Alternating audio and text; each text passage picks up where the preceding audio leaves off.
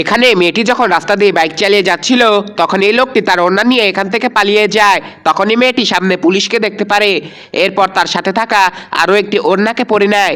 এরপর পুলিশ বলে, আরে তুমি কি করছো, দাঁড়িয়ে দাঁড়িয়ে আমাদের কথা শুনছিলে? আরে স্যার, আমি আপনার কথা কেন শুনবো, সামনে আমার বাড়ি, সেখানে যাচ্ছিলাম। আরে তুমি এখন যেতে পারবে না, আমরা এখানে 6 ঘন্টার জন্য অভিযান চালিয়েছি, আমরা একটা মাদক ব্যবসায়ীকে ধরতে এসেছি, তার আগে কেউ যেতে পারবে না। স্যার, আমার বাবা অনেক অসুস্থ, তাকে হাসপাতালে অপারেশনের জন্য নেওয়া হয়েছে, এখন 6 লাখ টাকা লাগবে, আমি সেই টাকা নেওয়ার জন্য বাসায় যাচ্ছি, প্লিজ আমাকে যেতে দিন। আরে তোমার বাবা যে অসুস্থ, তার কোনো কাগজ আছে? আরে না স্যার, আমার কাছে কোনো কাগজ নেই, কাগজ তো হসপিটালে লাগে, আমি কাগজ নিয়ে কেন ঘুরবো, প্লিজ আমাকে যেতে দিন, নাহলে আমার বাবা বাঁচবে না। আচ্ছা ঠিক আছে, আপনি যান।